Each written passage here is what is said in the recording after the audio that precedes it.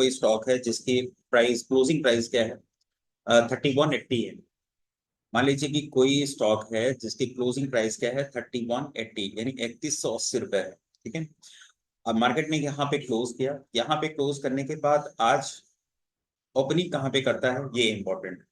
अगर मार्केट कल की क्लोजिंग के ऊपर ओपन करता है और ओपन करने के बाद वन वे वन वे कुछ एक बुलिश कैंडल बनाता है, स्पेशली ये ट्रेंड आइडेंटिफिकेशन देखा जाए तो 15 मिनट पे ज्यादा वैल्यू बनता है। 15 मिनट पे एक बुलिश कैंडल बनाता है।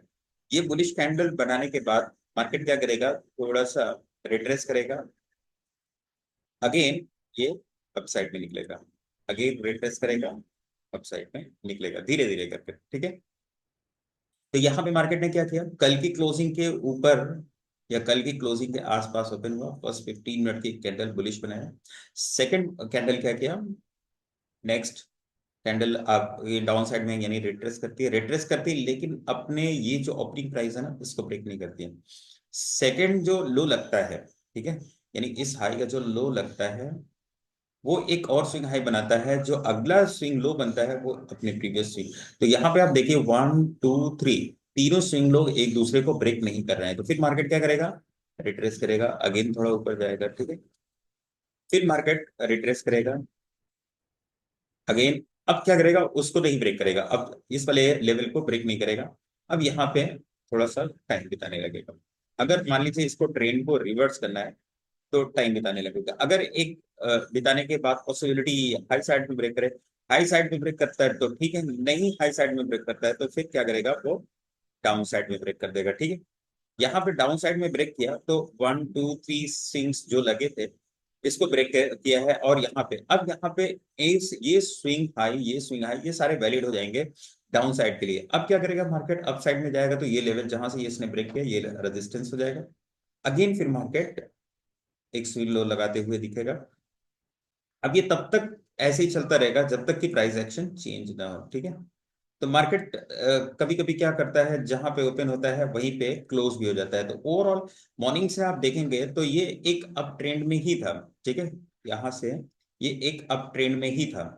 मार्केट में यहाँ पे ओपन हुआ, ओपन होने के बाद फर्स्ट 15 मिनट की कैंडल ने एक हाई लगाया, और उस हाई को यानी उस लो को, ये जो फर्स्ट 15 मिनट की कैंडल, उस लो को कोई भी प्राइस अभी तक ब्रेक नहीं किए। तो ये क्या रहा आज की डेट में, यानी आज ये ट्रेंडिंग रहा, यानी अप ट्रेंड में रहा। अब सिमिलरली इसको जस्ट अपोजिट कर देते हैं। ठीक है। इसको क्या करते हैं, अपोजिट कर देते हैं। कोई स्टॉक कैसे डाउन ट्रेंड में रहेगा इसकी आइडेंटिफिकेशन कैसे करेंगे। तो मान लीजिए कि कल कोई स्टॉक है जो यहाँ पे क्लोज करता है 3180 पे, और यहाँ पे ओपन होते ही फर्स्ट 15 मिनट की कोई कैंडल यहाँ पे ऐसी बन जाती है। ठीक है। और नेक्स्ट कैंडल यहाँ पे रिट्रेस करती है, रिट्रेस करने के बाद अगेन प्राइस एक्शन इस तरीके से फॉर्म करते हुए चल रही है। ठीक है। उसके बाद फिर मार्केट क्या करेगा, मार्केट यहाँ पे थोड़ा होल्ड करेगा। ठीक है। और फिर मार्केट इस तरीके से चलता रहेगा, इस तरीके से पता चला कि यहीं पे कहीं क्लोज कर देगा। अब ये मार्केट ओवरऑल इंट्राडे में डाउन ट्रेंड में है। ये भी ट्रेंडिंग है। अपसाइड वाला जो था वो अप ट्रेंड में था, ये डाउन साइड वाला डाउन ट्रेंड में है। अब यहाँ पे हमने तो ये देख लिया कि मार्केट हमें ट्रेंडिंग तो मिल गया है, लेकिन इस ट्रेंडिंग मार्केट में हम अपने ट्रेडिंग स्पॉट्स कैसे तय करें, यानी हम पोजीशंस को कहाँ पे बिल्ड करें। देखिए, जब भी हम अपसाइड के ट्रेंड में होते हैं, जब भी हम अपसाइड के ट्रेंड में होते हैं तो हमें स्विंग लो ढूंढना होता है एंट्री के लिए। क्या ढूंढना होता है, स्विंग लो ढूंढना होता है एंट्री के लिए। ठीक है। यानी ये सारे स्पॉट्स हमारे क्या हो जाएंगे, ये हमारे स्पॉट्स क्या हो जाएंगे, ये स्विंग लो हमारा क्या हो जाएगा, एंट्री हो जाएगा। ठीक है।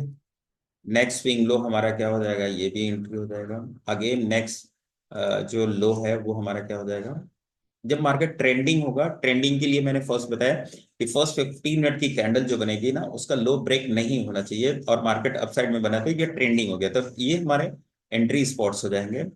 ठीक उसी तरीके से अगर मार्केट डाउन ट्रेंड में है तो फर्स्ट 15 मिनट की कोई एक बियरिश कैंडल बनेगी, नेक्स्ट इस तरीके के प्राइस एक्शंस फॉर्म होंगे। ठीक है। अब यहाँ पे डिपेंड करता है कि आपका इंटरेस्ट क्या है। अगर आपका इंटरेस्ट छोटे छोटे पॉइंट्स को कैच करना है तब तो बहुत अच्छी बात है, नहीं छोटे छोटे पॉइंट कैच करना है तो फिर थोड़ा सा मुश्किल है। मान लीजिए कि इनकेस आपने यहाँ पे देखिए, ऐसे ही मार्केट चलेगा, आप ऑब्जर्व करिएगा, मैं अभी आपको चार्ट पे दिखाऊंगा। जब आपका अप ट्रेंड हो तो आपकी एंट्री यहाँ पे बनेगी, जब आपका डाउन ट्रेंड हो तो एंट्री यहाँ पे बनेगी। आप इस चीज को अपने दिमाग में बैठा लीजिए, ठीक है। और ये तब तक डरने की जरूरत नहीं है, चाहे अप ट्रेंड में या डाउन ट्रेंड में, जब तक इसका प्राइस एक्शन चेंज ना हो, ठीक है। प्राइस एक्शन चेंज करने के लिए अगर हमें अप ट्रेंड में है तो कोई ना कोई स्विंग लो ब्रेक होकर के क्लोजिंग मिलनी चाहिए। अगर मान लीजिए हम डाउन ट्रेंड में हैं, तब तक, जब तक ये डाउन ट्रेंड में रहेगा तब तक अपने स्विंग हाई को रिस्पेक्ट करेगा। अगर स्विंग कोई भी इसमें से किसी भी एक स्विंग हाई को क्लोज ब्रेक करके क्लोज कर देता है तो ये ट्रेंड रिवर्स हो जाएगा, ठीक है। यहाँ पे हमने देखा कि कैसे हम ट्रेंडिंग मार्केट को आइडेंटिफाई करते हैं और उसमें हम एंट्री बनाते हैं। यहाँ पे देखिए बहुत इंपॉर्टेंट होता है ना, छोटे छोटे जो है पॉइंट्स होते हैं, एग्जिट पॉइंट्स होते हैं। आपको ऐसे ही करना पड़ेगा। अगर आप इस तरीके से करेंगे तो खुद ही आपको ठीक ठाक गेन मिलने लगेगा। यहाँ पे आप ध्यान से देखिए, ये आपका एग्जिट पॉइंट हो जाएगा, ठीक है। अगर आप स्विंग लो पे बाइंग कर रहे हैं तो ये आपका एग्जिट पॉइंट हो जाएगा। अगर स्विंग हाई पे आप सेल कर रहे हैं, मान लीजिए कि कोई स्टॉक है जो स्विंग हाई पे आपने सेल किया, मान लीजिए कि आपने सेल किया यहाँ पे, ठीक है। एक स्विंग लो लगा, फिर एक स्विंग हाई लगा। अब आपका स्टॉप लॉस ये बनेगा, या आपकी एंट्री यहाँ बनी, ये आपका एग्जिट पॉइंट होगा। उसके बाद अगर आपने यहाँ पे एंट्री बनाई है, यहाँ पे एंट्री बनाई है, तो आपका एग्जिट पॉइंट ये होना चाहिए। अगर आपने यहाँ पे एंट्री बनाई है, यहाँ पे एंट्री बनाई, तो आपका एग्जिट पॉइंट ये होना चाहिए, ठीक है। और जब भी आप एंट्री लें, उस एंट्री के पहले, उस एंट्री से पहले स्विंग लो या स्विंग हाई, अगर हम डाउन ट्रेंड में है तो स्विंग हाई हमारा स्टॉप लॉस बनेगा, अगर हम अप ट्रेंड में है तो स्विंग लो स्टॉप लॉस बनेगा। मान लीजिए कि अगर हमने यहाँ पे एंट्री बनाया तो ये हमारा स्टॉप लॉस बनेगा, यहाँ पे एंट्री बनाया तो ये स्टॉप लॉस बनेगा, यहाँ पे एंट्री बनाया तो ये स्टॉप लॉस बनेगा, ठीक है।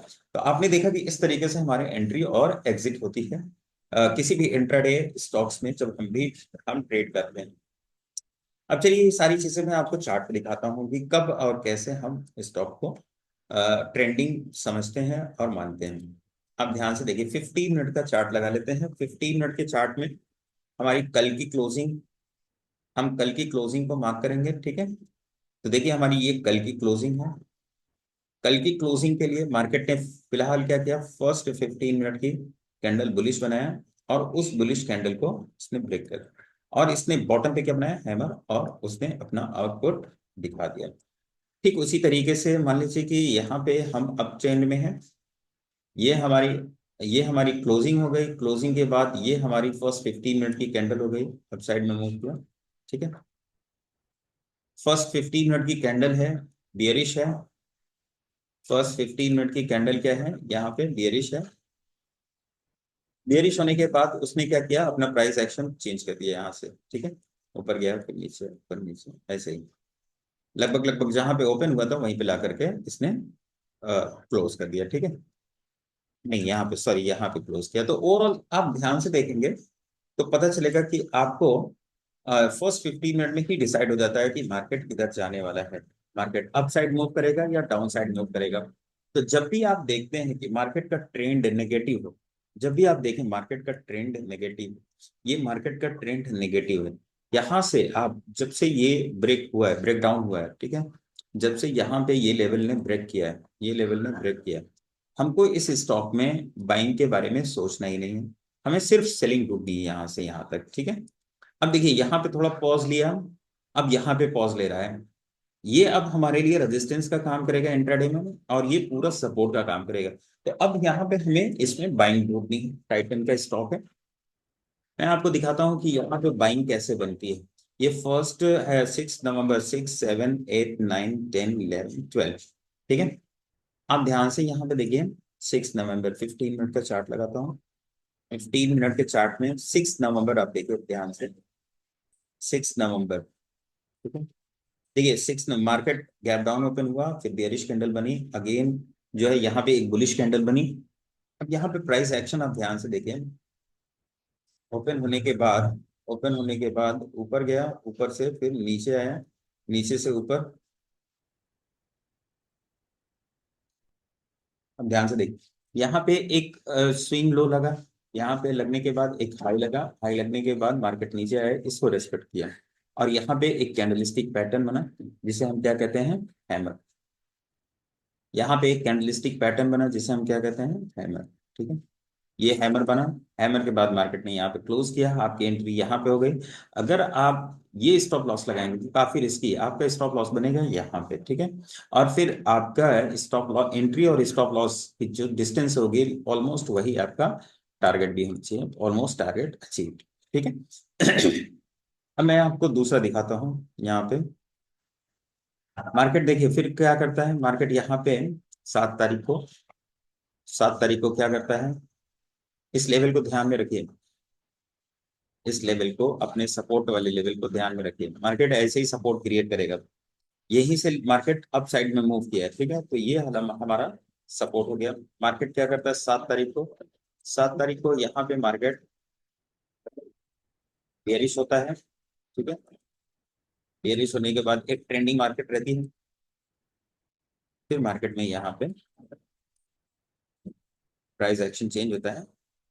ठीक है, तो अब यहाँ पे ध्यान देने वाली बात ये है कि हम कहाँ पे एंट्री बनाएंगे। ठीक है, तो देखिए इससे पहले मार्केट यहीं से ऊपर गया था, तो हमारा entry point as a support पे यहाँ ये हैमर हुआ, लेकिन हैमर के बाद स्विंग हाई ब्रेक होना चाहिए था। ये उस दिन नहीं भी ब्रेक किया, नेक्स्ट डे ब्रेक किया। जब नेक्स्ट डे ब्रेक किया तो नेक्स्ट डे टारगेट भी दिया वापस से, फिर मार्केट जब वहीं पे आया फिर हमको एक ट्रेड दे दिया। ठीक है, उसी सपोर्ट के आसपास।